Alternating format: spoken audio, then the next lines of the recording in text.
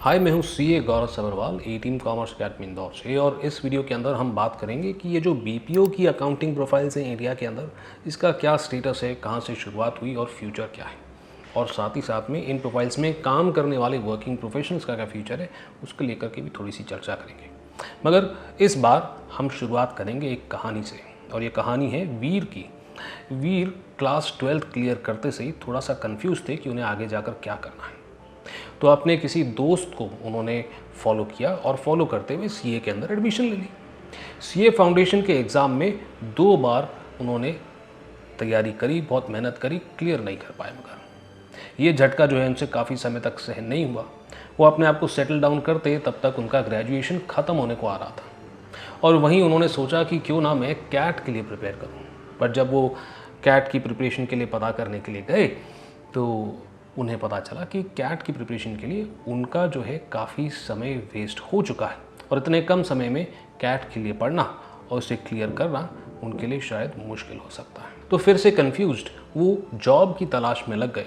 उनकी पापा की एडवाइस लेकर के उनके पापा के एक फ्रेंड जो एक चार्टर्ड अकाउंटेंट थे, उनके साथ उन्होंने काम करना शुरू कर दिया 6000 पर मंथ की सैलरी पे। काम करते करते 1 साल निकल गया और फिर वो अपने दोस्त मोहन से मिलते हैं।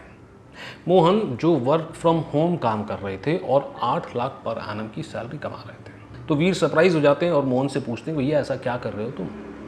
तो मोहन ने कहा कि भाई मैं एक बीपीओ के अंदर एआर प्रोफाइल के अंदर काम कर रहा हूँ, काम करते मुझे कुछ समय हो गया है और मेरी सैलरी जो है 8 लाख पर एनम की है। और वो कहते हैं कि वीर को कि भाई आप भी ये कर सकते हो, क्योंकि ऐसी कंपनीज़ के अंदर उन लोगों को ढूंढा जाता है जो सीए के अंडर काम करने का जिन्हें एक्सपीरियंस है उनको प्रेफरेंस मिलती है। तो फिर क्या था, वीर ने कहा कि भाई मुझे भी रिकमेंड करो। 10 दिन के प्रोसेस के बाद फाइनली वीर को भी इस बढ़िया कंपनी में काम करने का मौका मिलता है और अच्छा पैकेज मिलता है। ऑब्वियसली 6000 पर मंथ से better. Happy ending, right? Let's find out. Welcome to career Tuesdays on the move. यहाँ पर हम करियर और मोटिवेशन से रिलेटेड अनबायस्ड वीडियोस बनाते हैं। Welcome back.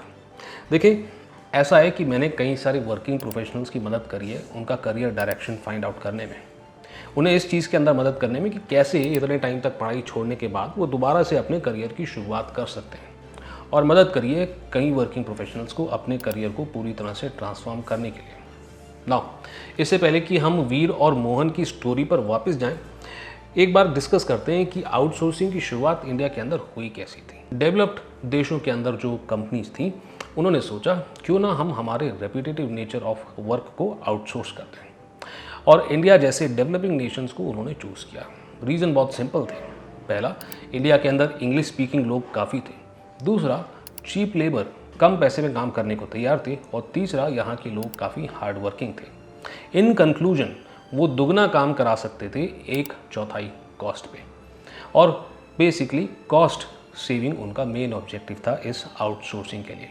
और इसी के चलते US accounting, UK accounting, US taxation, UK taxation के कई सारे काम आउटसोर्स होकर के इंडिया में आने शुरू हो गए। फटाफट से देखें आज क्या स्टेटस है। देखें, ऐसा है कि इवन टुडे 2024 में जब मैं ये वीडियो बना रहा हूँ, इंडिया के अंदर लगातार और अकाउंटिंग वर्क आता जा रहा है।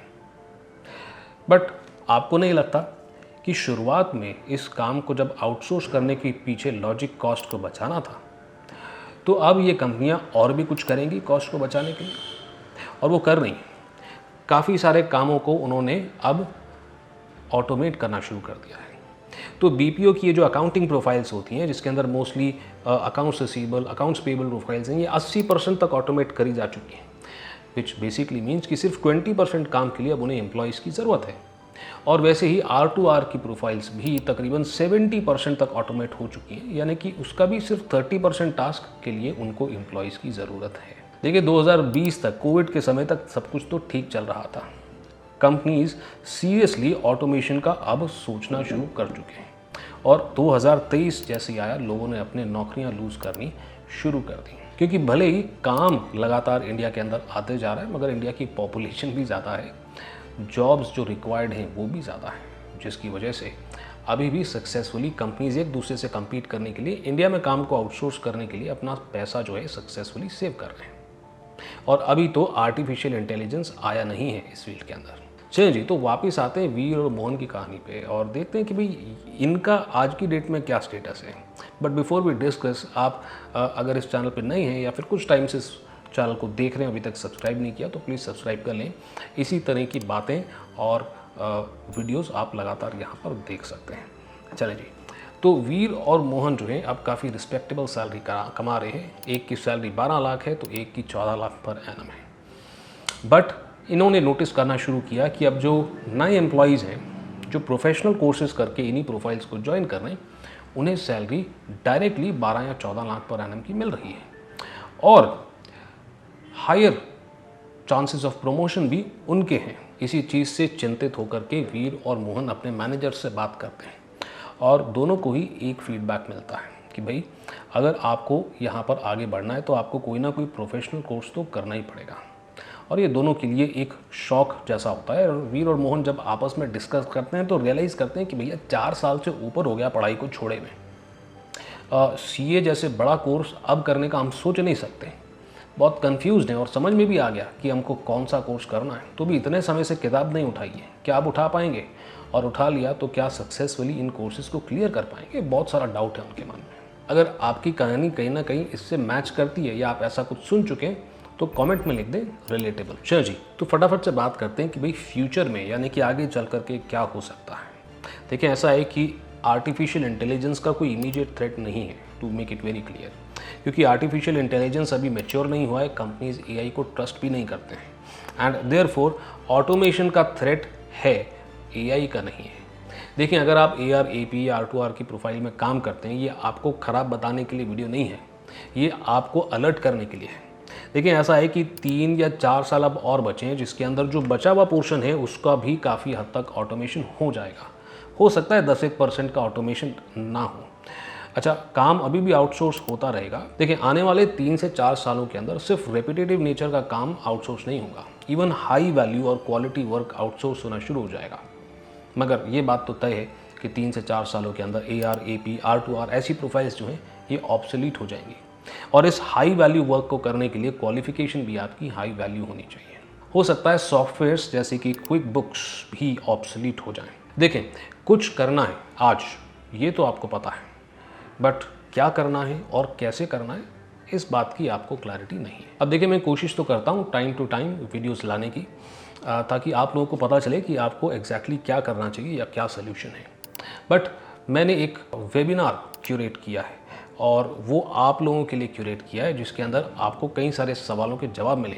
आपको ये पता चले कि आपके पास करियर में क्या ऑप्शंस हैं, आप इन ऑप्शंस को कैसे परस्यू कर सकते हो। इतने समय से किताबें नहीं उठाई हैं, तो अब आप कैसे उस फोकस को दोबारा वापस लेकर के आ सकते हैं, और कौन से ऐसे स्किल्स हैं जिसके ऊपर आपको काम करना चाहिए, ताकि आने वाले समय में ये जो हाई वैल्यू वर्क है इसको भी आप पिक कर पाएँ और आपका करियर ग्रोथ जो है वो रुके ना।